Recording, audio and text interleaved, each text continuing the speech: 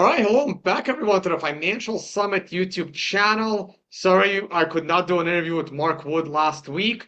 That was totally me. I was busy. I was hosting 15 friends, investors in Rotan, Honduras for Prospera. Please go to my YouTube channel to check out a video on Prospera. My next trip with potential investors in Prospera is going to be at the end of September following Unconfiscatable. At the moment, I'm only bringing people that I have met in person, but eventually, when that group runs out, after about 800 people, I will start hosting people that have been watching me for a long time. There'll be some kind of a, well, there'll be something, right? I'll talk more about it on my personal channel, but I personally think it's an investment opportunity that is maybe not as good as Bitcoin, but it's the next best thing that I have found in 10 years for a potential investment. And this is a financial channel, so I thought I'd bring it up. All right, guys, besides going to the Financial Summit in Maldives, of course, and expecting Mark Wood to be there as well. All right, let me make sure we are live. Everything is good. Audio, video. We got a new troll. I don't know if you see it in the live chat, Mark. I don't know if you keep an eye on the live chat. No, We do have a new fancy troll that's in there. We haven't kicked him out yet. He hasn't been that bad. I love Let a good me, troll. Mark. So this show is, of course, your show, so you can know about all your charts. Real quick, I want to point to something I said on this morning's show. I said if this candle gets a tone-based green volume spike on a weekly level, I'm going to be very bullish going into next week. And guess what? We have a green tone-based volume spike on current candle. There it is right there. Now we need this candle to close in this vicinity. If we can close above 57,000, that would be even better. This is my allocation chart. As long as we're rising, I have no reason to panic out of my 100% allocation because it is not leveraged. I'm liking this reversal right here happening on the MRI warning candle. And unless we rise all the way above 60, we will get the MRI buy opportunity. I love getting the MRI buy at the low. The low coming in 2 days before the MRI candle is still okay. I don't like the fact that we went below the MRI support line, but that's also okay.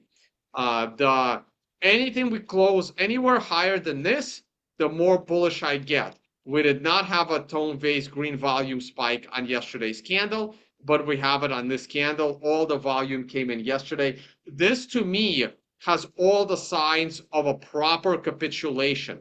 The volume alone makes that candle a capitulation candle. The last time we had a volume spike this intense. Wait, are we streaming? Why is this not showing up? 1 second. Let me see. Sorry. I want to make sure everything. Yeah, okay, we're good. It's on. Yeah, we're good. Yeah, it's on. Okay, good. The last time we had a volume spike this intense was literally the week of the launch. Sorry, the day of the launch of the ETFs. That was the last time we had a volume spike this big. The BitMEX funding rate did not go out of whack. Interesting. Is favoring the bulls. No, I think that's a trollish comment. And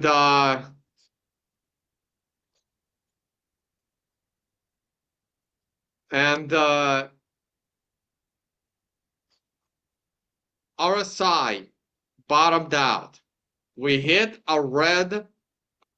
Oh, wow. Look at the divergence on the CMF. Look, it's barely a red spike versus what we had earlier. Mark, I think this candle has a lot of signs of a bottom here. I'm going to hand this off to you.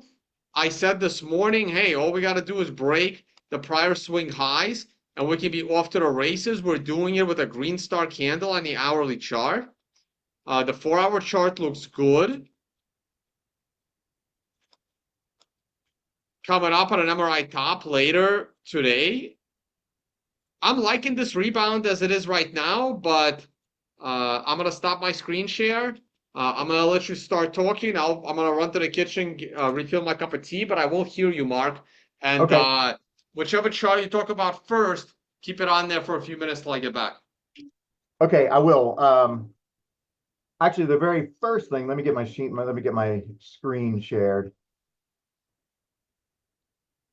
The very first thing we'll talk about is something Tone and I were wrong about, and then I want to get into something that I was incredibly right about.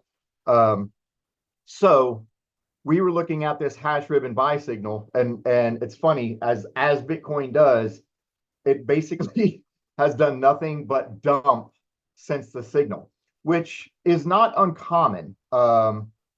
We got the signal here back in August 2023 and had a nice dump. But the premise is this is something that I've just observed, and I've seen Eric Crown talk about this too. The premise is that typically after the buy signal prints, whatever swing low on the daily is in place typically does not get taken out. And this is with a fairly high probability. But everything we're doing here is best guess. Like, we're using highly educated and some sophisticated tools to make a best guess analysis based on statistics and probability. We don't know. I have no idea where the price is going to go today. I think it's probably going to try to spike up to 57K, 58, but I don't know. The TA can help us. Point is this. When I turn it back on, we can see this was the swing low at 54. We had the buy signal print, and we got a drop below here. During this stream, I hope to show why perhaps maybe this was not a terrible thing, because I haven't changed my position on anything yet. I feel exactly the same as I did on the last stream, which was bullish. And, Tone and I, the other thing we were wrong about is we both were about 75% confident that 54K was the low. So here we are, being proven wrong once again, and it'll happen 100 other times for sure. But if we look, this drop has not really affected the miners too much. The hash power is still rising, which is a positive thing. I still think ultimately this is going to be a massively important buy signal. I still think it's a signal to perhaps take the price up to 100K and higher. But I could be wrong about that. And here's something I wanted to talk about briefly that we have to just be fully aware of. Basically, from 2-day, 3-day, 4-day, even on daily, but let's all the way up to weekly. Okay, let's just go to the 4-day chart. Here's where we are. We have a low and a higher high, great, and then we've got a higher low, great.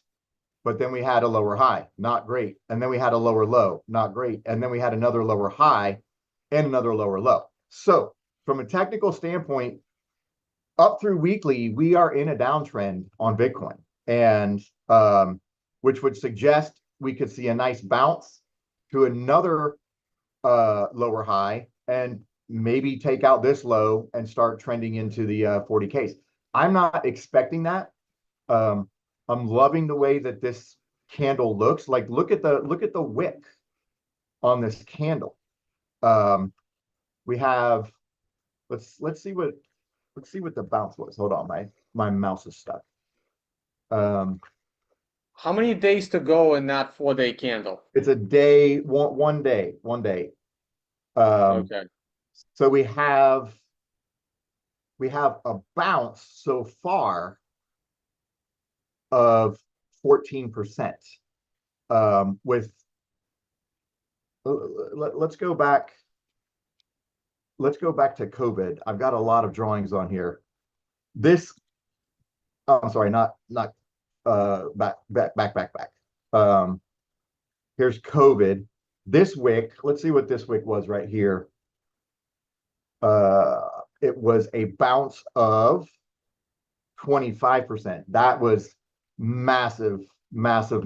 I was bullish, and I was 100% in after that bounce, and it was really scary. But this bounced back up to 4,800, watching this candle close, I felt the same way of what Tone is saying. That was a capitulation. And what happened over the weekend to me felt like a capitulation. And there's some things I wanted to talk about before we get looking at something else, Tone. Um, so over the weekend, well, a couple of days ago, on July 14th, a friend of mine, we were talking because I was looking at the charts prior to COVID, the COVID crash in February, end of February, and I saw a weekly close, and I was like, oh, this doesn't look good. And this was a weekend of February 21, 2020. I remember it. And sure as shit, all kinds of negative news got blasted out. Massive, massive gap open to the downside. COVID scare and the world shut down, and there we have it. So he was asking me a couple months ago, are my spidey senses up? And I was like, no, not really. However, on July 14th, I said, remember when you were asking me about Black Swan spidey senses? I said, yeah, they've been tingling lately, and today I got a strong one. And then on Friday, I sent a message to a friend of mine, again, based on information that I was seeing in the weekly charts and the monthly chart closes, that said, hey, this could be a negative news weekend. Elections typically get 10 to 20% corrections. It's a little early, though, because those usually don't start until September. So all that being said, I'm still a huge proponent of the charts will tell us the news. The charts are always going to tell us the news. And so as the weekend was progressing, I started catching Twitter. And let me see if I can share this. All right. Are you seeing a Twitter page right now? Yeah. Okay. So this was all happening Sunday evening. Okay. Breaking. U.S. and Israeli officials expect Iran to attack Israel as early as Monday, per Bloomberg. Check. Negative news. Just in, Warren Buffett now holds $277 billion in cash and has been selling stocks like never before, including Apple. He's getting ready for a crash. Negative news. Shift. Central banks have played with fire for years. Now the world is about to be burned. They kept interest rates officially low, blowing up a global debt bubble. But as inflation reared its head, rising rates pricked that bubble. Now it's time to pay the piper. The game is over. I don't think it's over. What else we got?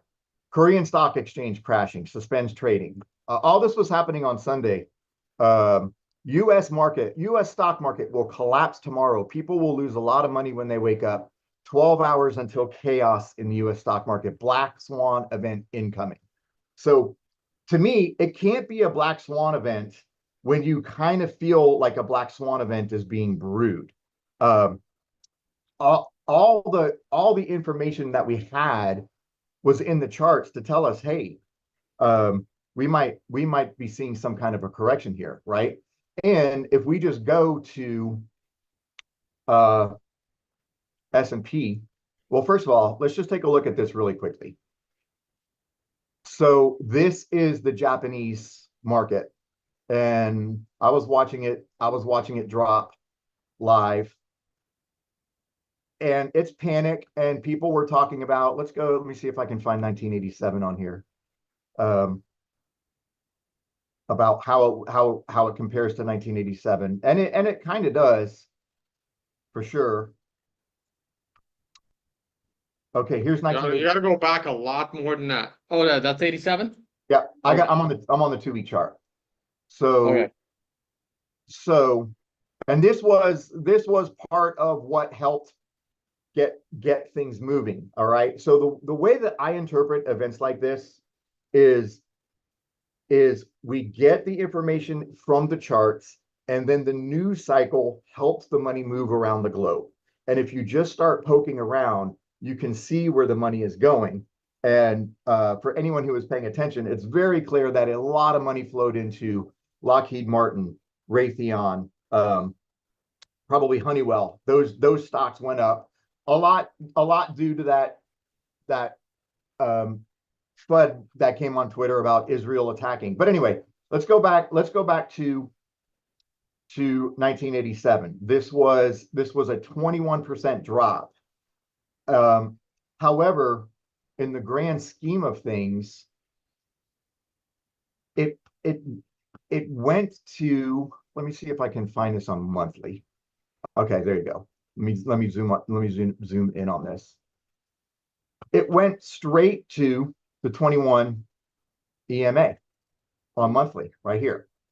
And you can see the price based off of it, took out the swing high, new all-time highs, and then we started the crash.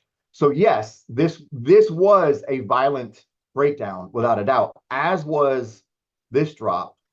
We can see, but here we go. We've got the price. This time it dipped, it wicked below the 21. So it actually cut deeper than 1987, and it did it faster. However, here we see the price already back up at the 21 EMA. If this month closes above here, I would expect to see some sideways and then to start moving up again. Now, if we start seeing this area, this is 34,386 collapse, well then yeah, it's going to end up coming down here. Now, this crash, the other thing I was watching as it was dropping was a drop to these two moving averages. Here are the 200 EMA and the 200 SMA on weekly. And remember, when we have the EMA above the SMA on a time frame, it shows momentum on the time frame. So the EMA should be support on the first pass, and we can see that here in March 2022. A drop, as long as the EMA is above the black SMA, it's more probable. It doesn't mean it's always going to hold, because eventually it will fail. And the farther the distance between the moving averages, the greater likelihood it is that the EMA is going to hold. And so we had this long consolidation and a secondary test. We almost got a bearish cross, which could have very easily pulled the price all the way down here and perhaps down to 24K in 2023. But this moving average held. And so we can see this is the 55. These are all Fibonacci numbers: 13, 21, 55, 89, 144. And these are not Fibonacci's. These are the 200s. Down here is the 377 dark blue. So the price didn't even make it to the purple. It got front run and has bounced all the way back up. Now there's a gigantic gap in the market, and this is going to be interesting. This is going to take some time to unravel. But the Peter Schiff debt bubble cycle being over and the world collapsing scenario, I just don't see it yet. What do you think about that, Tone? You agree? Not agree? If this gap closes and does not immediately crash again, I think this is it. This is the capitulation event. Yes. Now, the other thing I was watching was the yen versus Bitcoin. Now, if you remember, Tone, a few weeks ago, I had shown, here it is. Why is it not switching? Okay. Okay, a few weeks ago. Now, you like to look in this in reverse versus the dollar, but I love this look. I can take off the moving averages right now. Don't really need them. This is just super clean without any moving averages. So I knew something was up when I was watching this happen. This was as far back as right around here. We started talking about it. We started talking about it around June, when it came very, very, very close to taking out this key level of horizontal support that goes all the way back to March 1990. And if it had dropped below this 0.006 level, Japan would be in a lot of trouble. But we can clearly see that there's been some intervention to give some strength back to the yen, which has weakened the dollar. And now it will be interesting to see what happens as it comes back into this level of resistance right here. But for now, this move, I believe, has helped stabilize the markets somewhat. And one thing to consider is we often I track DXY pretty regularly. When markets are in uptrends, it's less relevant. The DXY can go up with prices going up. The DXY can drop severely, which you would think would strengthen assets and make them rise in price. But we're seeing right now, we're seeing an instance where the DXY is dropping and the S&P dropped, as did Bitcoin.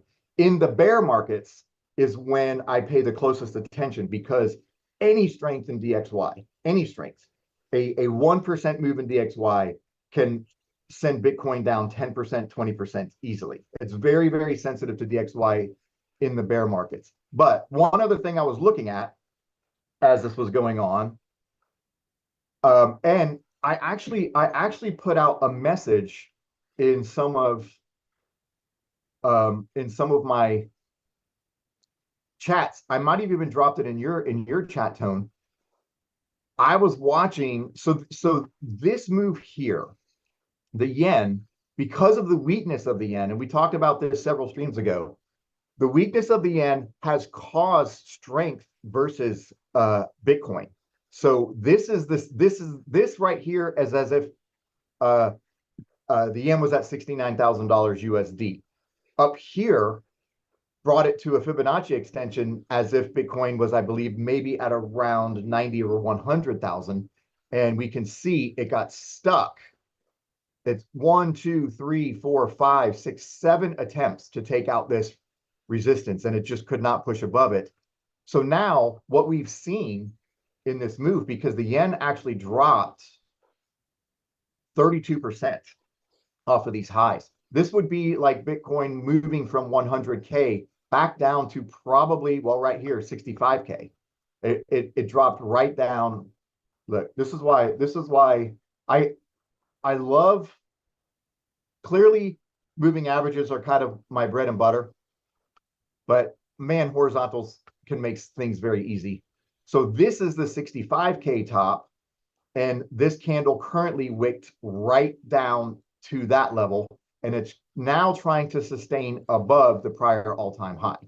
If the yen bases off of here, moves a little bit sideways and continues up, I think it's going to be really bullish and try for a new all-time high. So let me ask you a question, Tone. What do you think the probability is that the yen is going to hold this prior all-time high and range bound and try again, compared to dipping back low below and trying to find a lower low? I can't, it's hard for me to talk about Bitcoin and currencies other than the US dollar, right? Because it adds this crazy dynamic to it. I know that the yen has strengthened significantly against the US dollar. Specifically, it strengthened 12% against the US dollar in the last 2 months. Okay, so let's say 1, 2, 3, 4, 5 weeks. In the last 5 weeks, the yen has strengthened by 12%. The yen is still weak as fuck. I know Matt McGregor was able to get the best of both worlds. He sold Bitcoin at 70,000 to buy his house in Japan when the yen was at its weakest. And obviously houses in Japan are priced in yen, not in dollars. So he was able to like just get the best of both worlds. He bought the house at the cheapest price of the yen, while happened to sell Bitcoin to buy that house at the highest price of Bitcoin in dollars. The yen is still weak as hell. The yen is still going to devalue. The reason why the yen is going to devalue is because Japan is still a bit of a basket case when it comes to economic policy. And it's good that the Japan has finally given people a positive interest rate. And that's what caused this massive havoc in the market, because, you know, you can't have a gravy train forever. you know, it all goes back to one thing. I remember when I first joined Clubhouse, I forget which group I was in, and it was a bunch of guys that kind of thought they knew about the markets. And anytime I talk about markets, the one thing I don't want to talk about is the Japanese carry trade, or I don't want to talk about the Japanese US dollar exchange rate. And FX traders love to trade the US dollar Japanese yen pair. And I never understood why. And I remember these guys start talking about, you know, their expertise on the Japanese markets and the yen dollar FX trading. And I said the same thing. I don't understand. Why do people care? Why do all these FX traders care so much about the US dollar Japan trade? And you know what his answer was? Well, if you can't make money from the Japanese versus the dollar pair, you shouldn't be trading because that's the one you can always make money on. And that's when I never came back to that space because I said, if you can make money on that trade all the time, you would never trade anything else, right? If you can make money shoveling horse manure and be rich, you would never do anything else the rest of your life, right? Like, there's no such thing as easy as a consistent easy money. If there was, it's the only thing you would do and you wouldn't talk about it. That's called arbitrage. Right. So I really like, honestly, I think this is a one-day hissy fit. I don't think this is going to matter much in the long term. I think the Japanese dollar, the Japanese yen will still devalue against the US dollar, and the US dollar will still rise in the near to long-term future once the US election is over. Okay, so real quick, going back to this, the comment that I made in some of the Telegram channels was, is the yen, because when I was watching this, the yen had just taken out this swing low right here. So it was trending about here.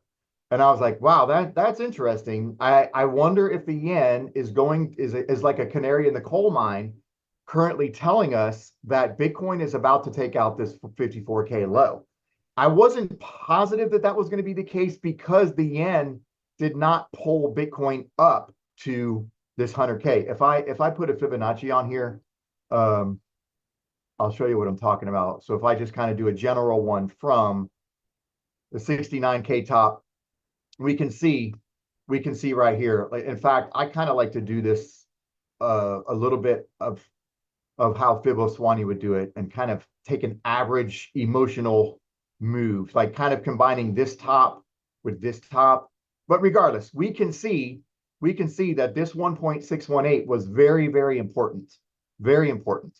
And in order for Bitcoin to be trending up to the 1.618, it would have to be at around $102, $102,000, I believe.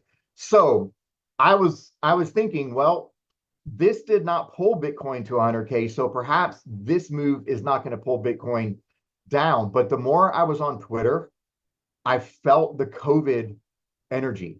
It was the same type of global vibe, and I can't put it into words, but I was like, oh man, this is going to unravel some things. And as the prices were dropping, I kind of was getting a little bit more and more excited, and I'll show you why in a minute. But clearly, this was a canary in the coal mine because this yen drop definitely pulled Bitcoin. Now, it did not pull Bitcoin all the way 32%. I don't know what the whole correction was, maybe 20, 25. But let me show a couple things that I have been looking at and why I still remain stubbornly bullish on what's going on. So this is gold in what is some kind of a wedge pattern. You know, we can't really call this a descending broadening wedge, but we did have this descending channel here, and we can see how relevant this resistance was. After right here, this was the final higher low right there. It looks like that was maybe in March, which finally pushed gold above this resistance. And then we can see what happened here. And now we're dealing with some horizontal resistance. Well, I've been looking at Bitcoin as being in somewhat of a similar pattern. And I had this horizontal drawn right here at this level of resistance back in February of 2024, and figured and was watching this key moving average. This is the 377 EMA. This is a very pivotal moving average on the daily. It's a make or break. And if we start seeing Bitcoin close below, let's just call it the bottom of this blue moving average and below this channel, because I can fudge this channel a little bit more, but not much more at this point, then I'm going to start to get bearish. However, this is a perfect example. Did I lose my wedge? Of a descending broadening wedge right here. I was thinking this move down here was going to be, we're going to get to this cup and handle in a second. I was thinking that this move was going to be a partial decline. We were talking about this in one of your channels, and reverse maybe right around here or even a little bit lower, but no, we went down and tagged. So the fact that this area has held and we've seen a very strong bounce is keeping me bullish for this scenario to play out. Now, here's my mega bull. I drew this prior to the drop, clearly. This was $62,958. I have been seeing this as a massive cup and handle where the handle is the broadening wedge. And we can take a measured move off of that, and it's it's the price ranges that you and I have talked about kind of in our mega bull scenarios, well above $200,000, right? And Absolutely.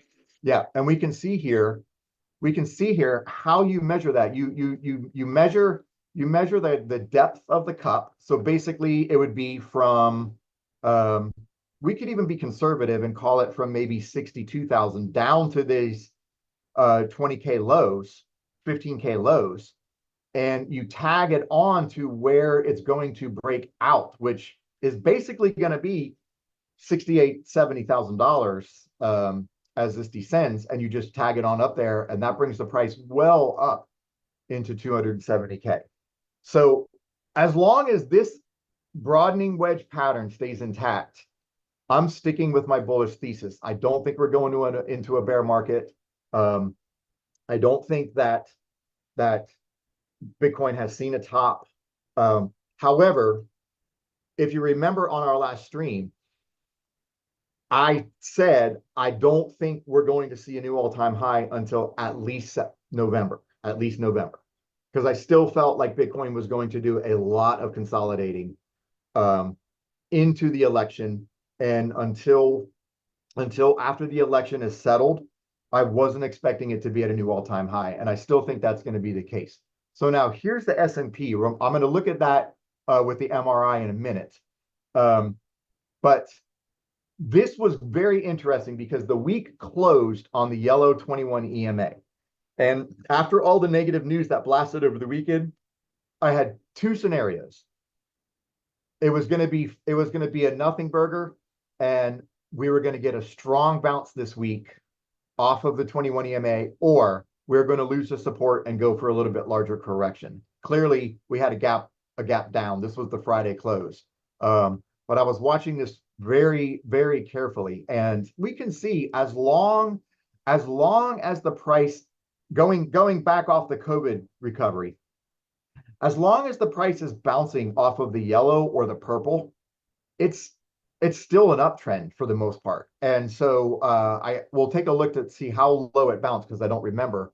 But this is a corrective and necessary move. And then this is another chart that I'm loving.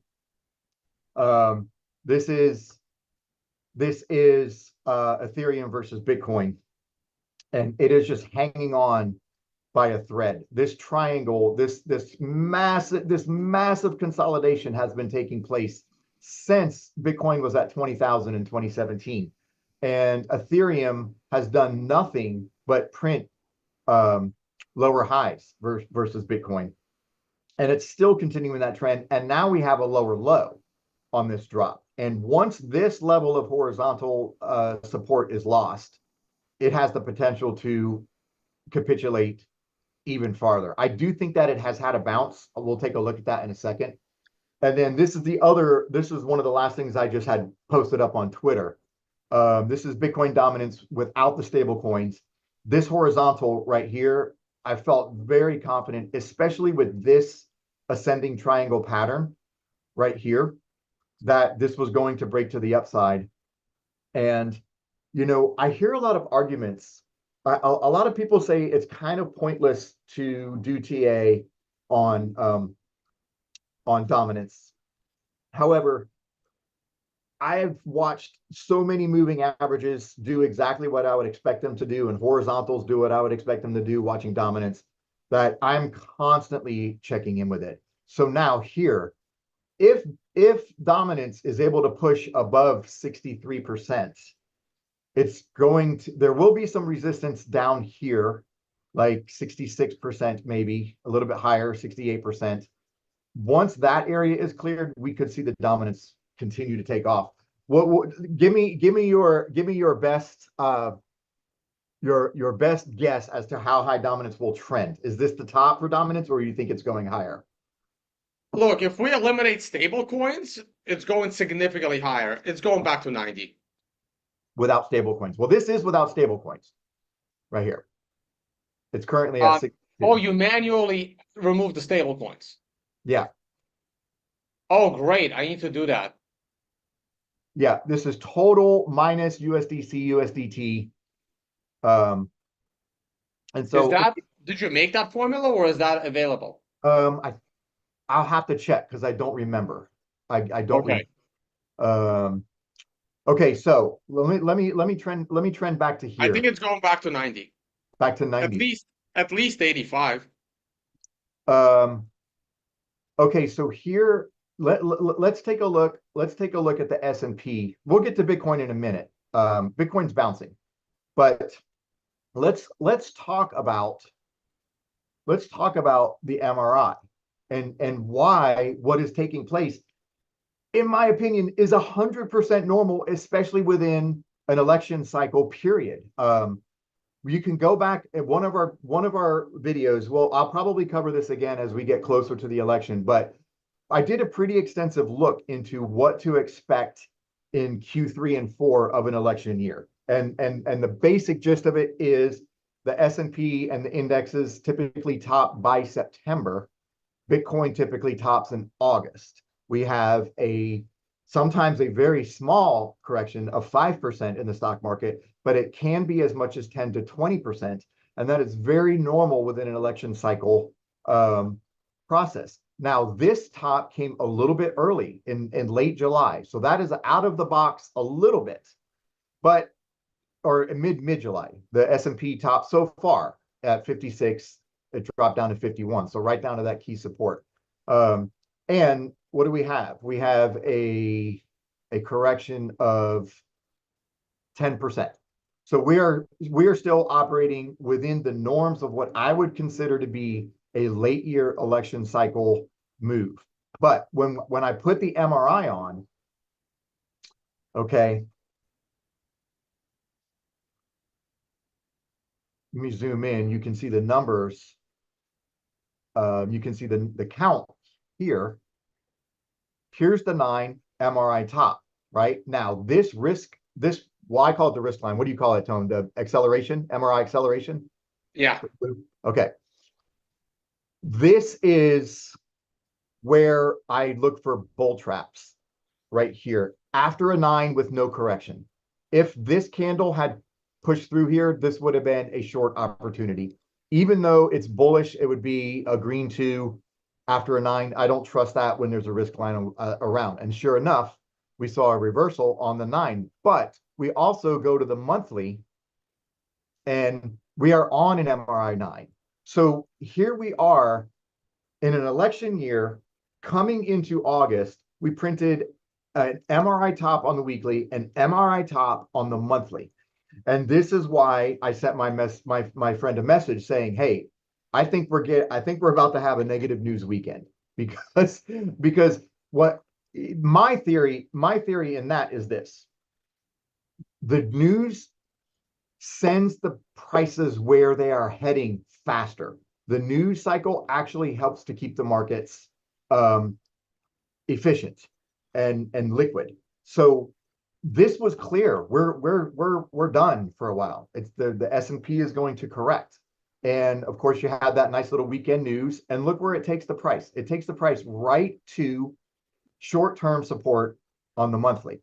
Now, this could definitely dig significantly deeper, um, um, down to 48K and perhaps lower. I don't know, but everything that I'm seeing take place right now, I just don't see the panic scenario that was portrayed over Twitter and in the news and in the media. Opinion on that, Tone?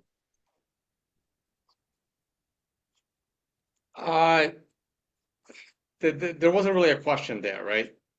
Well, I'm just what I'm saying is, do you interpret as what's going on as debt bubble collapse? Um, Market has topped. We're going into bear market. No, Right.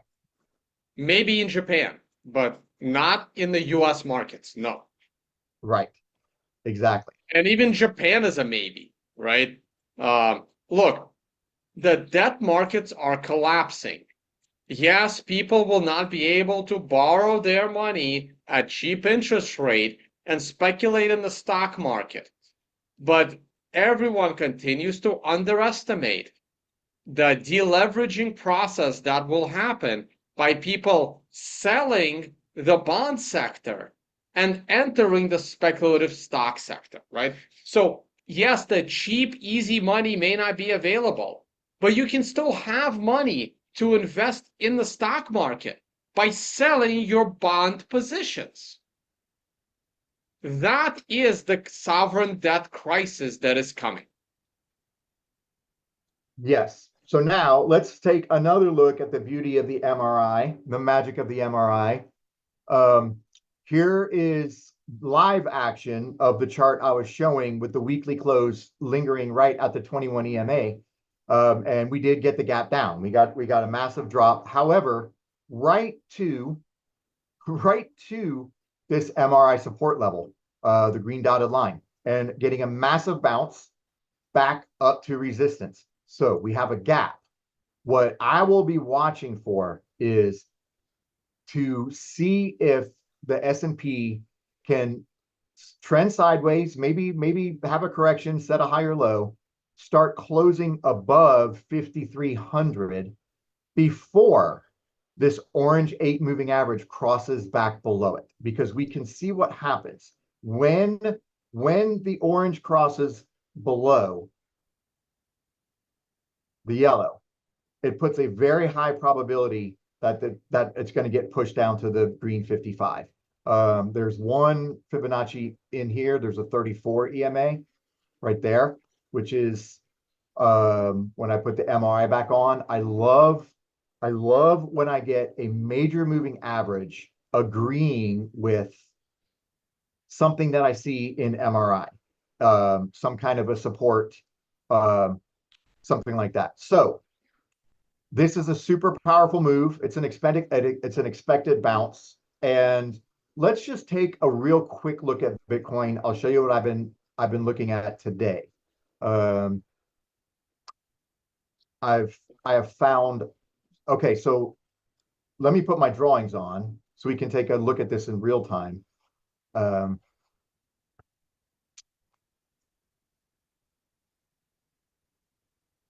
And let me get to my right chart. Where the heck is it?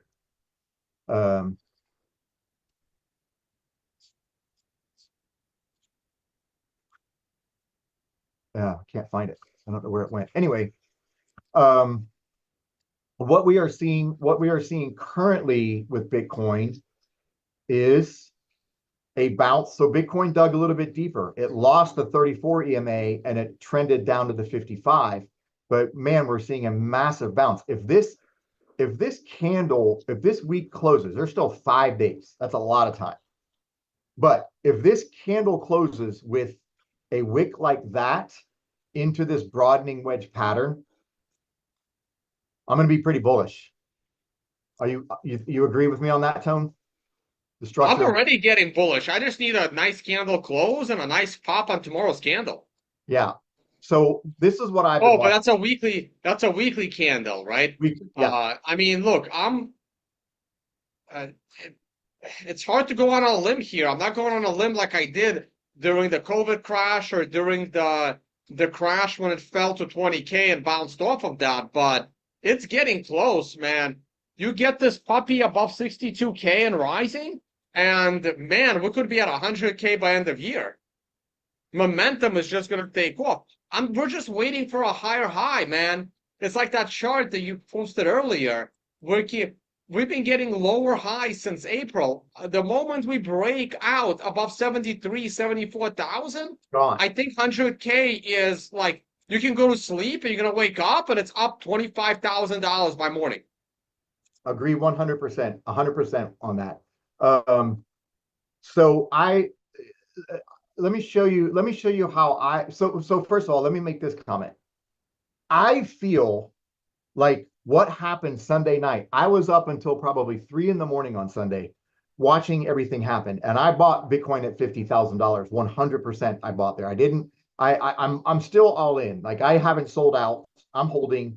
I'm kind of breaking Consensio rules, but I'm not really trading it. I'm trying to play this much more larger macro trend. So I'm interested in actually trying to catch some knives, especially when they're very low risk. And 50K down to 48K was so low, in my opinion. And I'm going to show a chart in a second, going back to our very first stream, that had me even more excited to buy 50K over the weekend. But let me show you what I look for on a time frame to consider a local low as it, okay? The 6 hour, okay, 8 hour. I like the 8 hour. So here we have a bit of a Bollinger Band squeeze right here. It's not a massive squeeze, but they are beginning to tighten, and you get this close below, especially below the 55 moving average right here. That is a warning. When you get a close below the bottom band, below a very key moving average, it says to pay attention. What I would expect at that point is expansion to the downside, and we got two more closes below and a bounce back into resistance. Rejection there is not good, because that allows the yellow moving average. Let me take I don't need the purple on there right now. That allows the yellow moving average to cross below the green. That is a strong cross on any time frame. And this is what I watch for. This is how I look for a local bottom.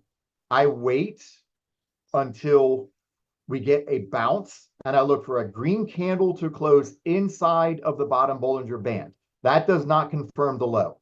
That opens up the opportunity that we might have gotten a low on the time frame, not overall low.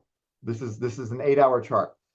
I then look for either this swing high of this candle to get taken out, and if you want to be a little bit more conservative, you can wait for a candle close. So as soon as the price started ticking back above 55K, I felt, okay, these lows are in for now. 49.6, that was the low for now. We might turn around. We could see rejection right here.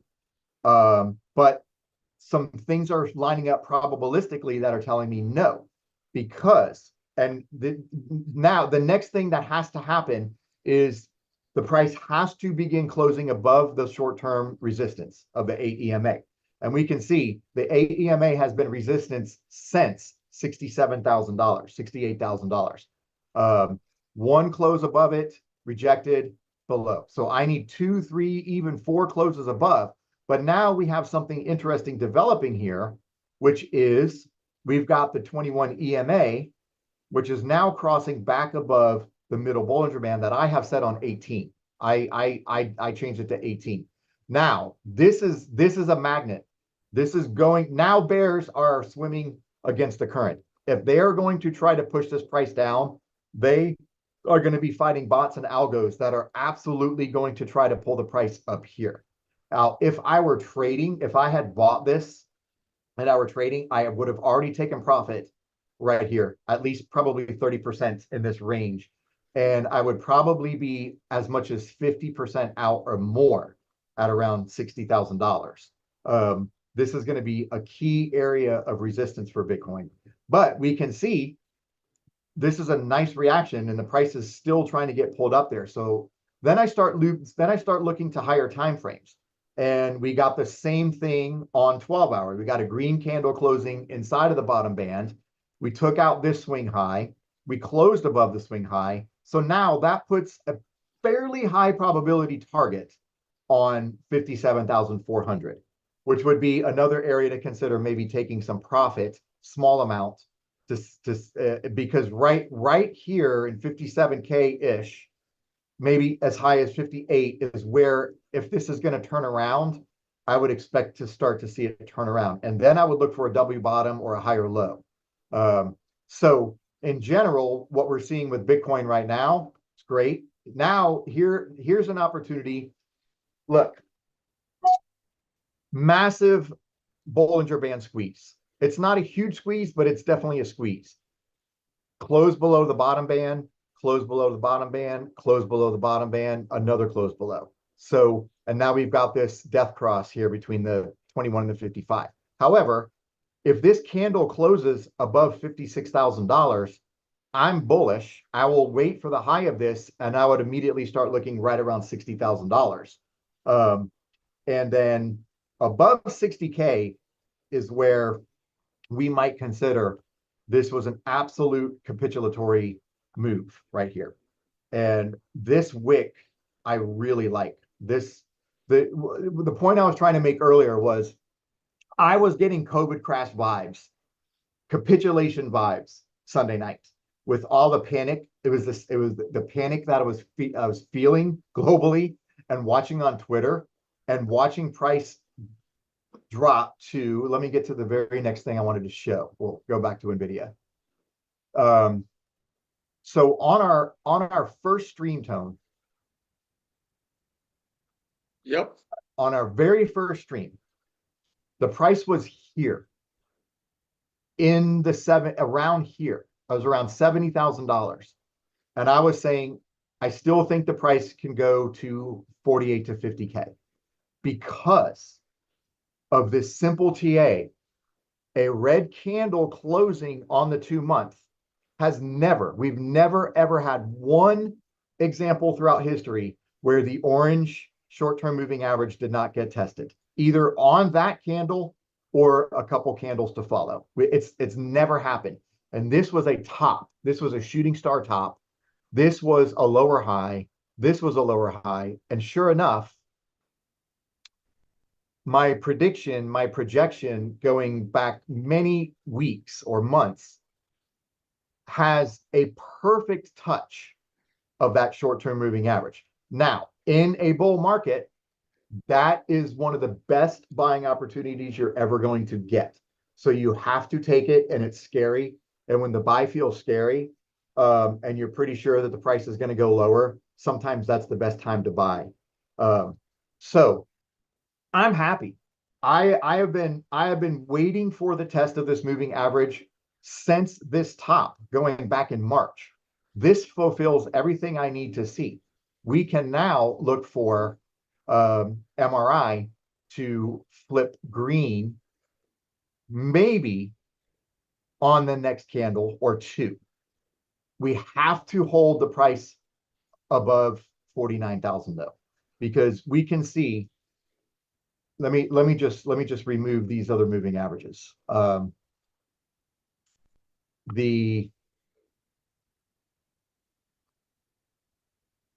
AEMA on this particular time frame is basically bull bear. It's your divider. And all it has taken historically is one close below.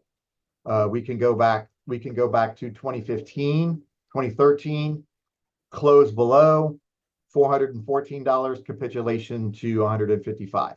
20K, close below at $7,000, bottom at $3,000.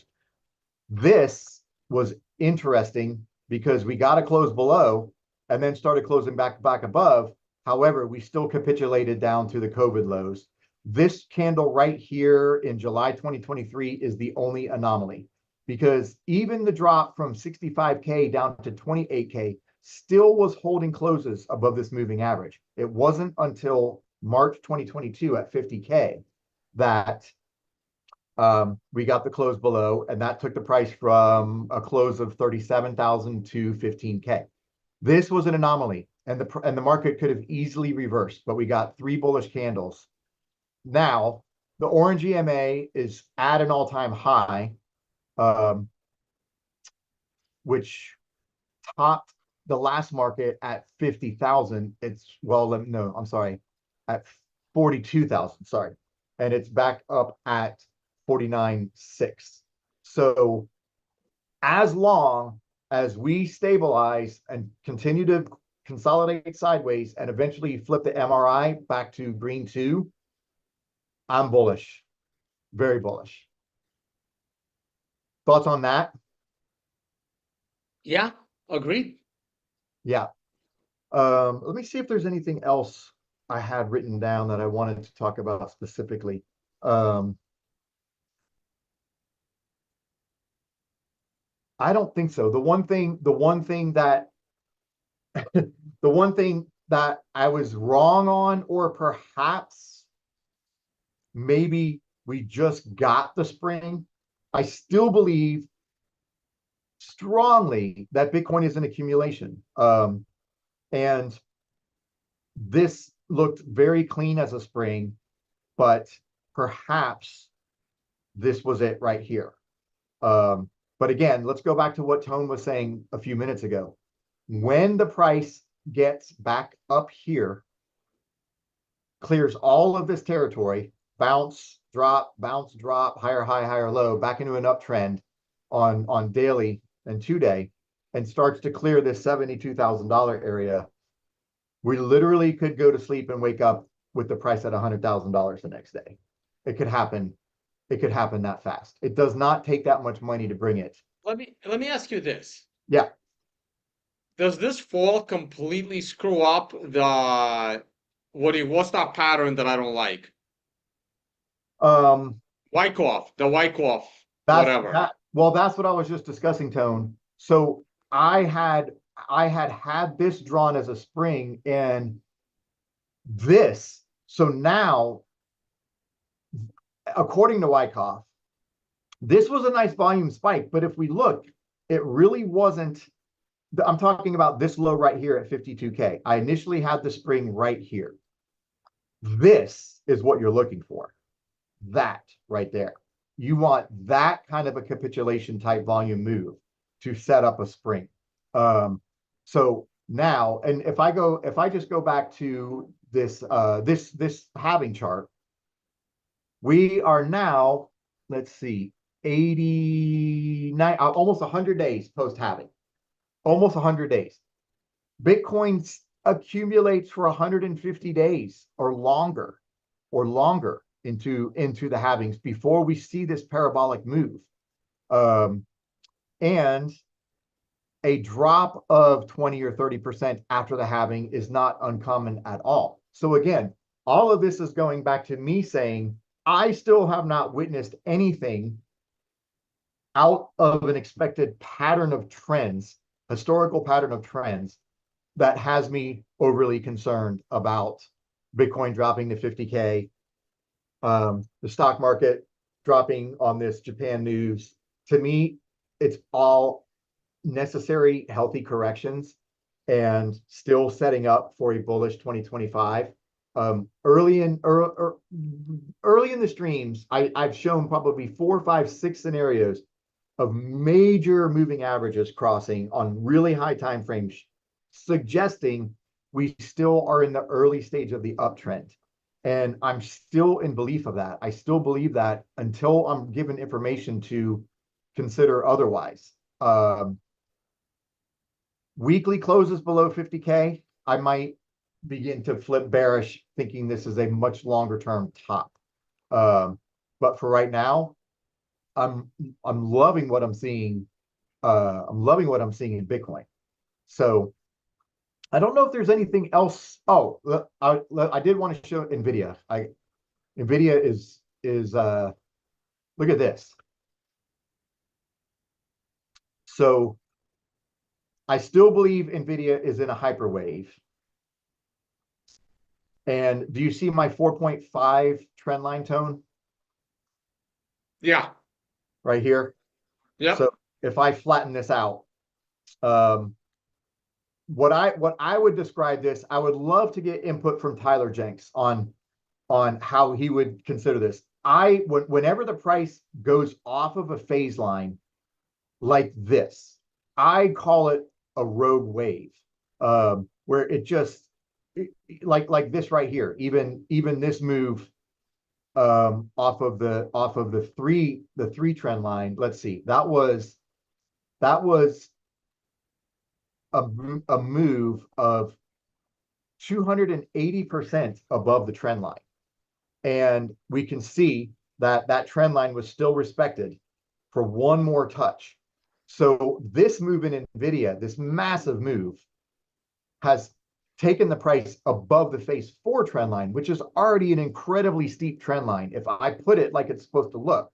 But we have seen, we have not yet seen, I do think this trend line is broken. I think NVIDIA is going to come back down here.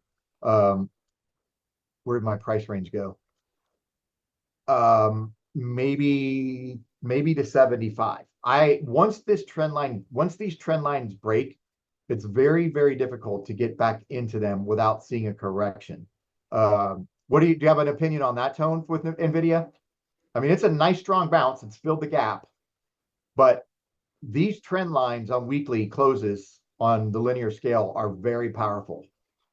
If this closes back above it, it could continue on.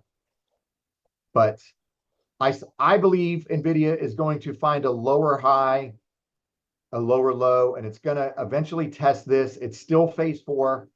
It's a very long phase 4, and maybe make one more strong run. If we see this, like if we see something like this,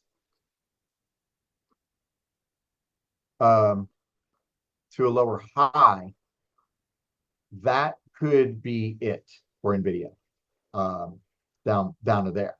That would be very, very classic hyperwave.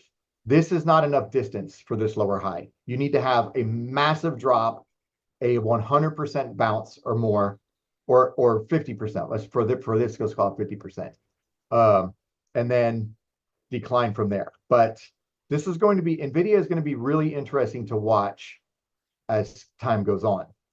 But NVIDIA had the perfect top across all MRI counts, and I can't believe I didn't move my entire portfolio to short NVIDIA. that would have been the trade of the year. Now, here's something interesting.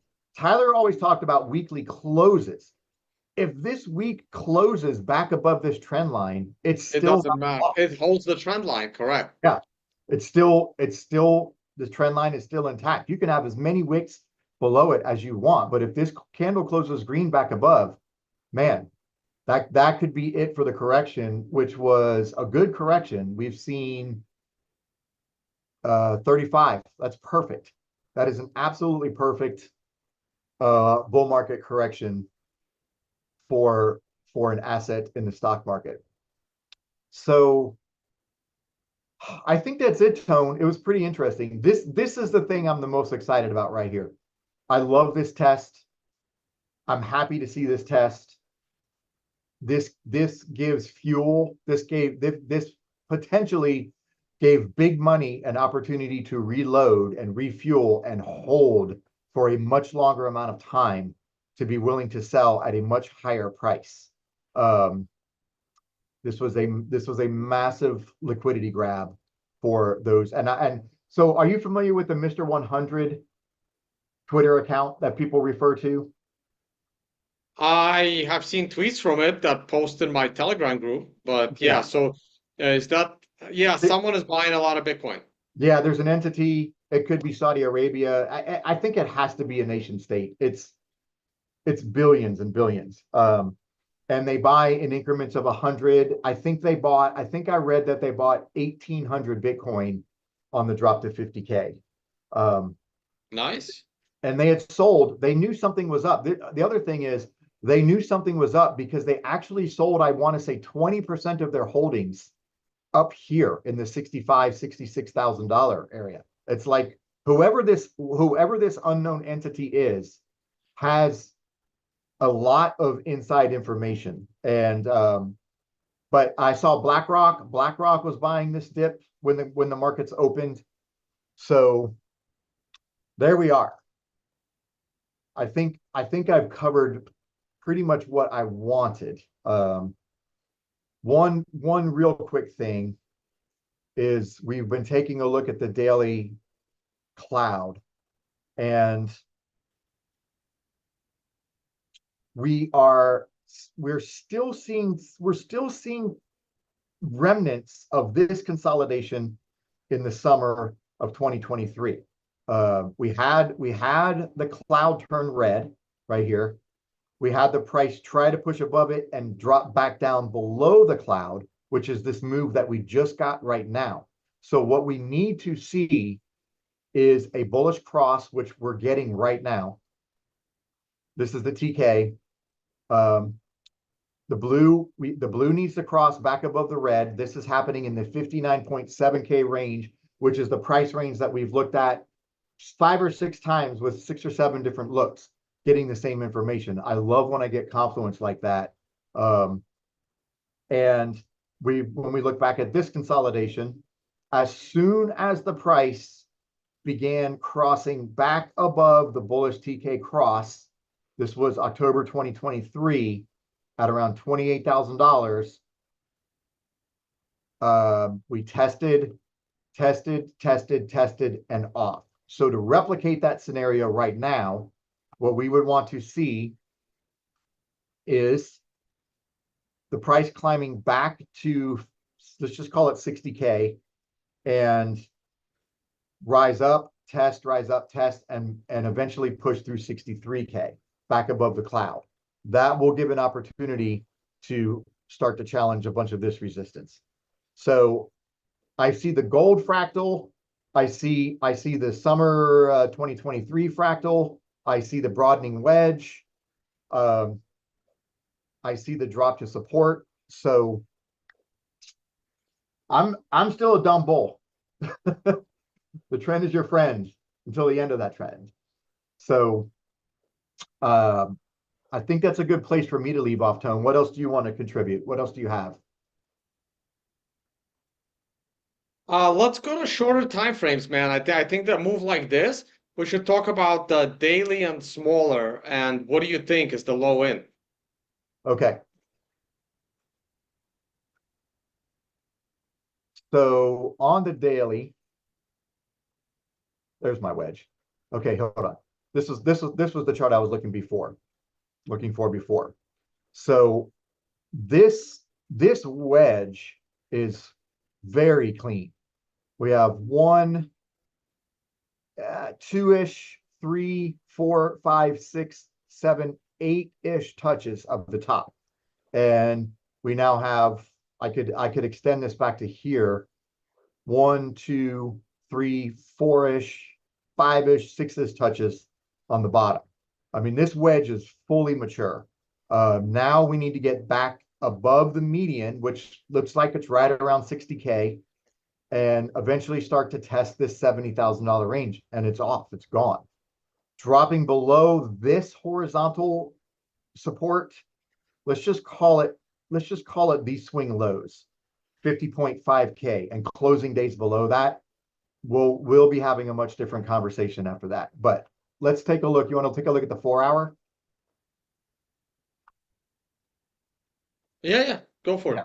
All right, so here is my simple look. All I need is Bollinger Band, 8 EMA, and 21 EMA. You can develop an entire system, and maybe one day we'll do a stream kind of describing this a little bit more. But I'm going to make a guess because I've been watching this for so long. I can almost guarantee you that the 21 EMA, when I put it on, is going to pop up crossed above the middle band, probably about right here. Let's just see. Here it comes.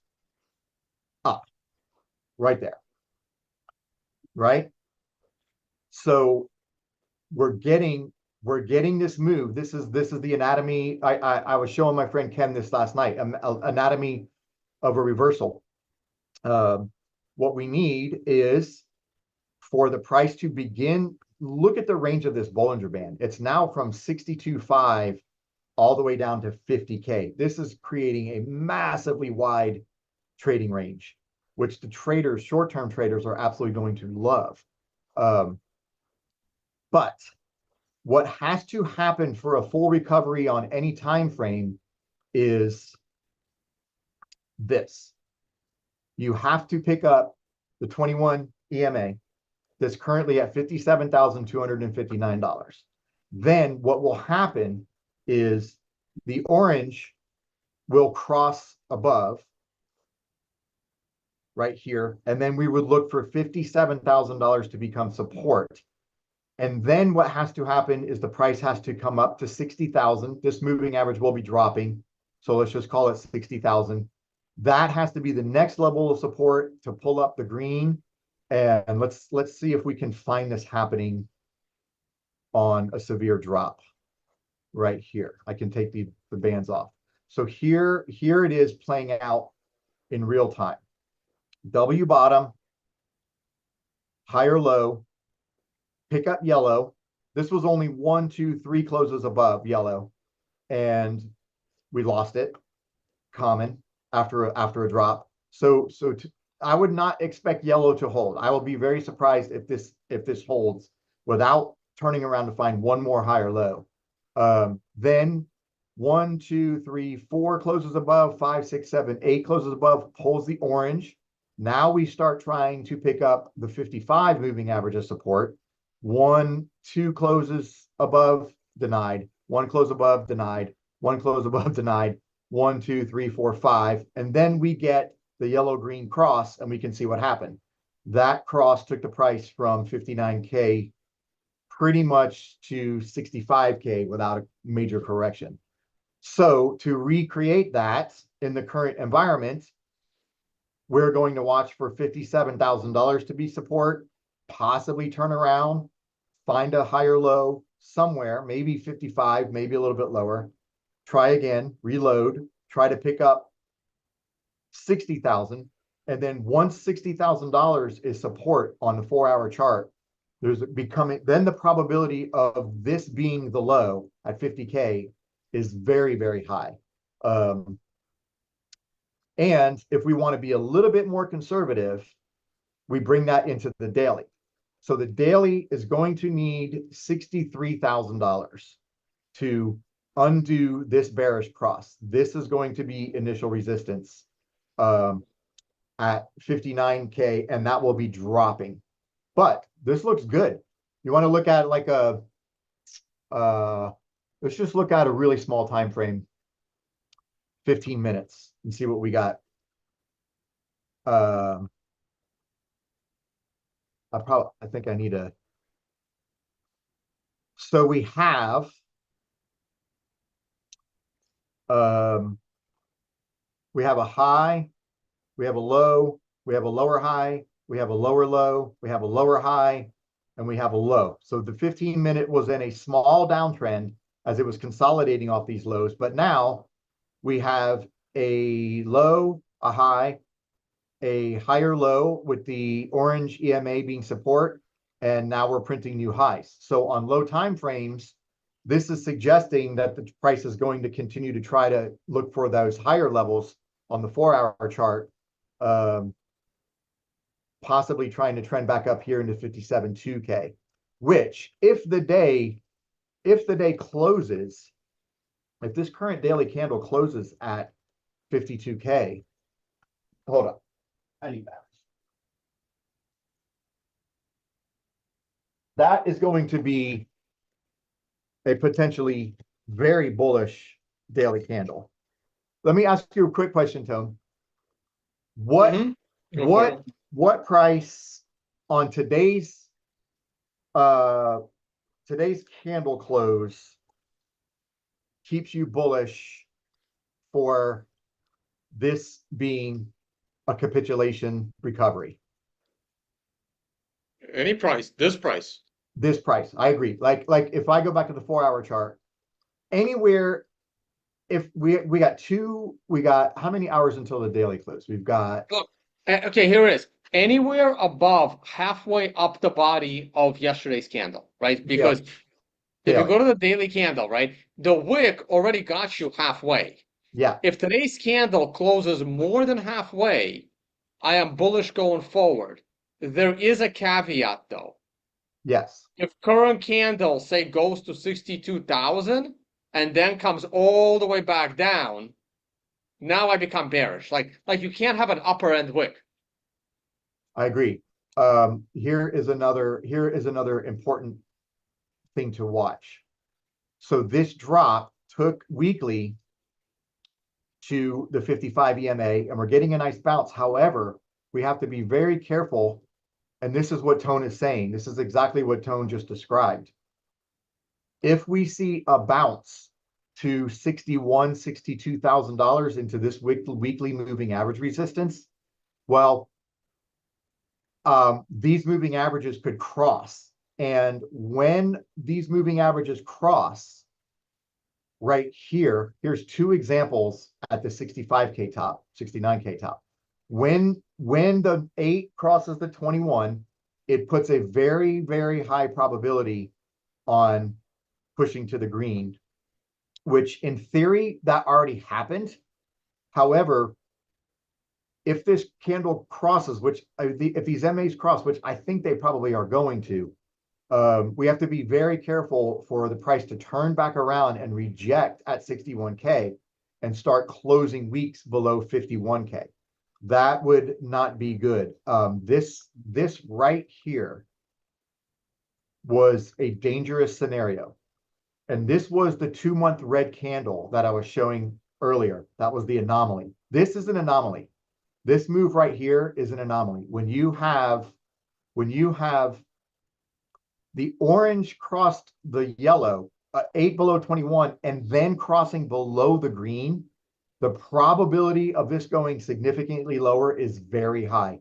This candle on September 25th, the week of September 25th, saved Bitcoin. We got one close above the 21, 2 closes, lost it, and then 1, 2, 3 closes above, and we were off. This could have been disastrous right here.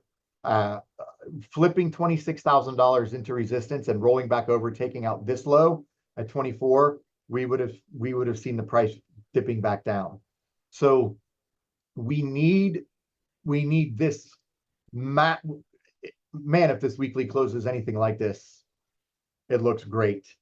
But we would need the next week's having a strong bounce, minimally crossing back above the middle Bollinger Band and these moving averages. So to be very, very conservative, $64,000 is where I would start to have high confidence.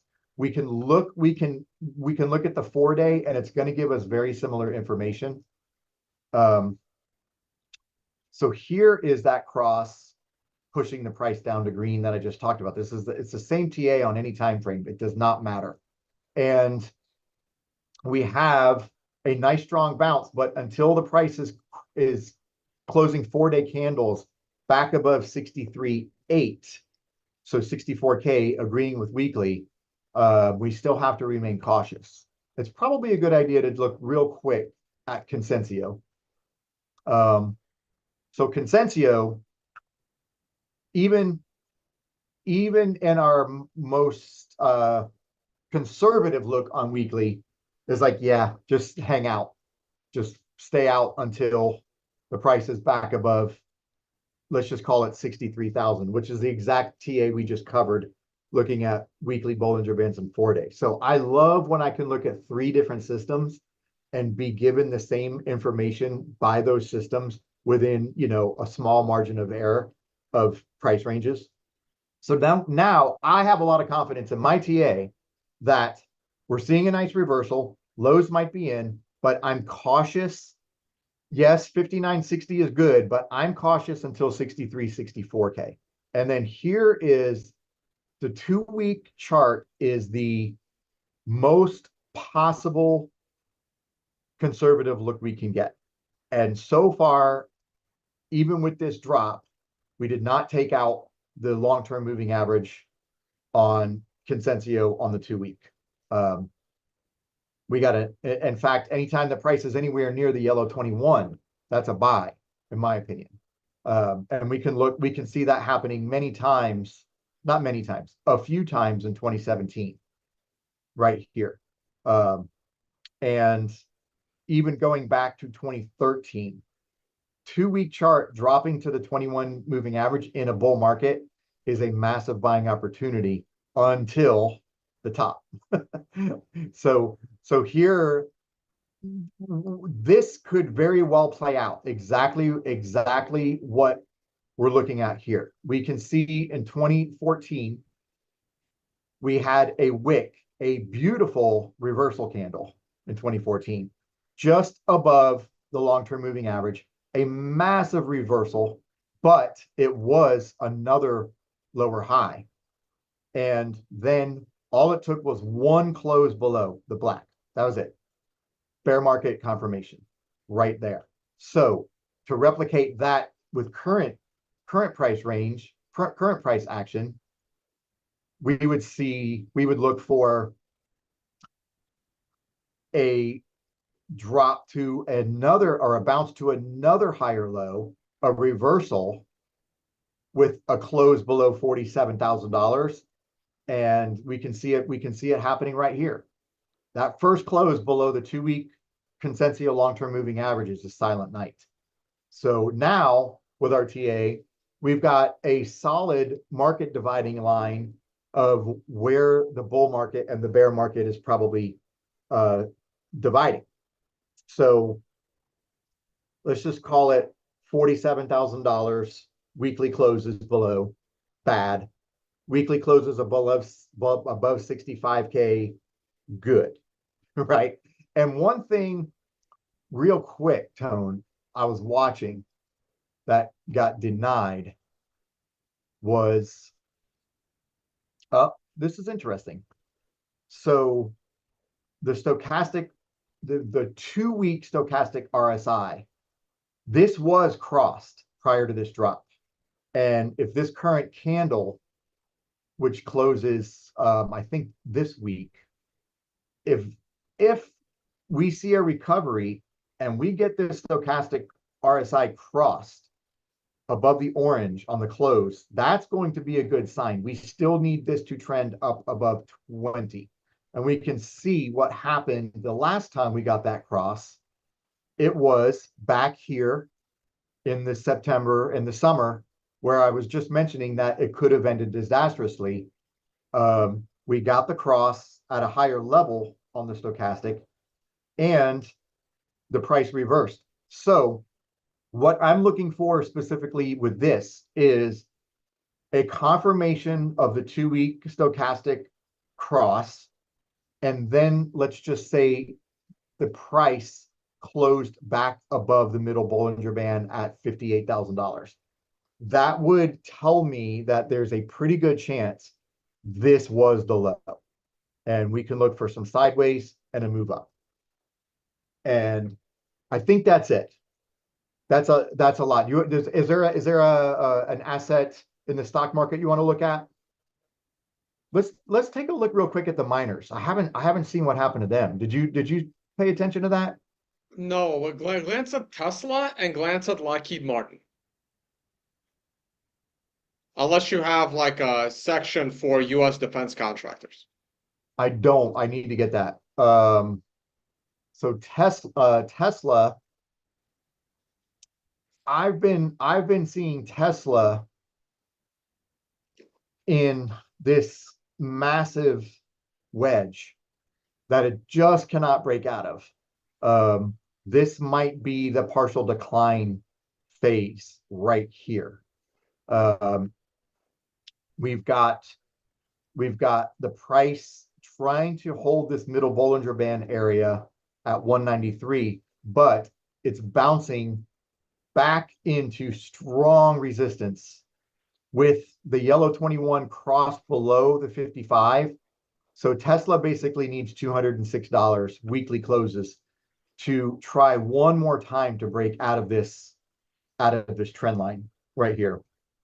It's not bearish. This is a higher low off of this low, and this was a clear higher high. And there's a gap. There's a pretty big gap to be filled right here. So, and of course, yeah. So Lockheed, yeah, I've already had this marked because I was looking at this. Lockheed. Now it is interesting. It is interesting that this move did come on a Bollinger Band squeeze. So the volatility, all of these sideways candles were building volatility. So I'm not surprised to see this pop above the band with that low volatility there. However, this is all insiders. This is all insiders knowing that this negative news blast was going to come out this week. I'm just convinced of it, Tone. LMT, Raytheon, same thing. A nice 12% pop. They all of the defense stocks rose as the global markets were going into peril and the world was going to end. The question is, who knows this? Where does that money come from that enters the market? Because this happened at the end of July, right here, right? Where is that Well, money? you have to assume Nancy Pelosi took the trade and everyone piggybacked, right? Because she knows if we're going to war with Iran or not. Right, right. Now look at this. So let me see. Let me get Someone actually, asked me about the volatility futures and why they didn't spike. Clearly they spiked. So whoever asked that, you should watch this video. Maybe you were looking at, maybe that person was looking on a delayed chart or something. let me see here. Wait, I think I need to look at yeah, check this out, Tone. I was looking at this over the weekend. Here's a little bit more MRI magic right here. So this basically what we had was an absolute perfect storm had brewed. We had S&P topping on a monthly 9, MRI top, weekly MRI top, combined with the yen, combined with zero volatility in the markets, combined with we're in an election cycle and looking for a 10 to 20% correction prior to the election. Like, and we're looking at a potential yield curve reversion. That was a magic formula to have some kind of a global event happen.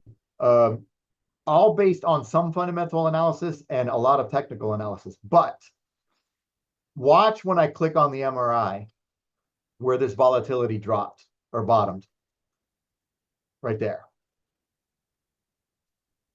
Perfect. That's a yearly low. A yearly low right at, now this is a 3-week chart, you know. Can you put this on a daily chart so I Yeah, can see the higher, just flip it to a daily? I will. Let me ask you this real quick. How does something like volatility respect moving averages? Like, It shouldn't. but it does. look where it spiked to. I It's know, but it shouldn't. it spiked right to the 21 EMA. I think this is like this is one of those Fibonacci human nature things that we can't explain, but it's unbelievable. Okay, what did you want me to look at the daily? Just daily, yeah. I want to see if there was a weekly MRI opportunity there. No, there wasn't. No, but that was a massive spike, like off the lows. Off the lows, we had wow, 125%. I don't remember when it spiked to 40 on a fat finger, blaming. So it's oh, but you're looking at the ETF, right? Can you go to the volatility? Can you just go to the VIX? Yeah. Because the ETF is always The, downtrending. And can we make this a weekly chart? And let's zoom out. No, that's a zoom in. oh, zoom out like this. Yeah, A so this, little more, a little more. Let's zoom out more. let's go to 2008. If we can on a weekly, sure. Um, yeah, that's a massive spike. It's over. I think it's over. That's a massive, that's a, oh, and check that out. There was MRI right here, right there. Zoom in. MRI support, grab that. Mm, no, I wouldn't have looked at that. Man, so go to the daily. So we got, hold on, let me zoom back out. Let me zoom to 2 weeks so we can kind of see where this spike stands in relationship to some of the other larger spikes.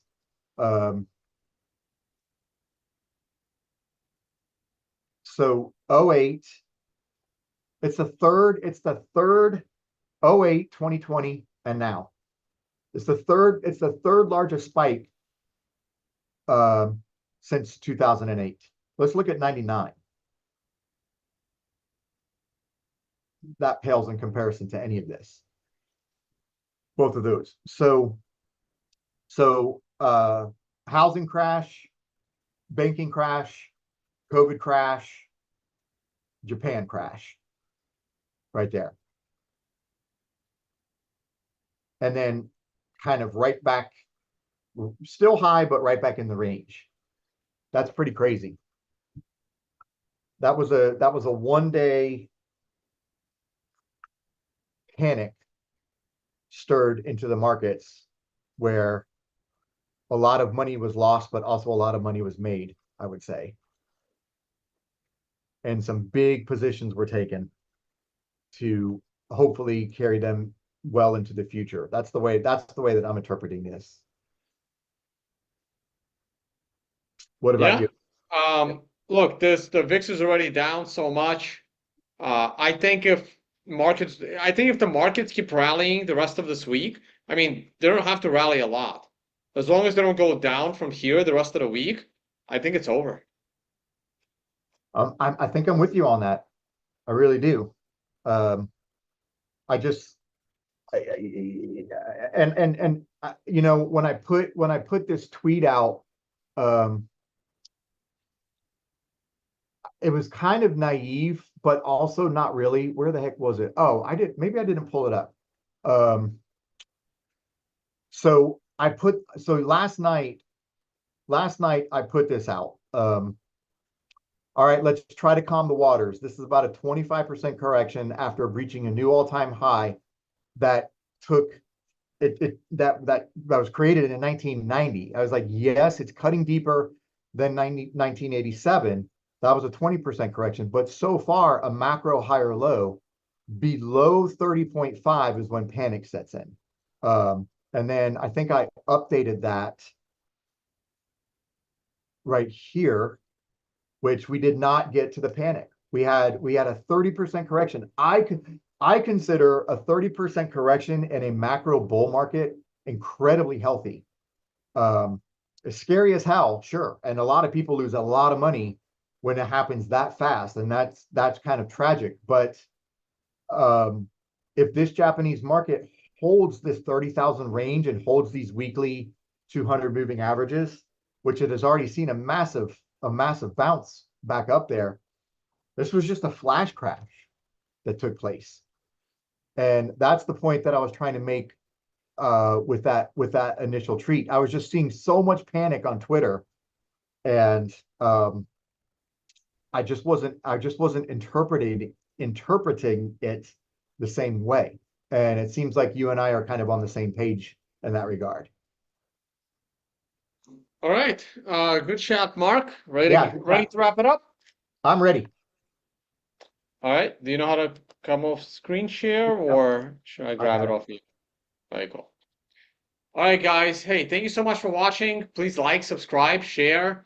We would love to get more followers here on our Twitter, on our Instagram. I think we have a Twitter space scheduled for tomorrow. Hopefully, Joe Colasari will join as well. We're going to talk about the interest rates and all the economic stuff, along with the prices of all the assets.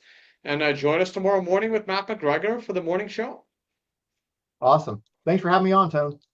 All right, no problem, Mark. All right, thanks so much. Enjoy the knowledge. Later. Later.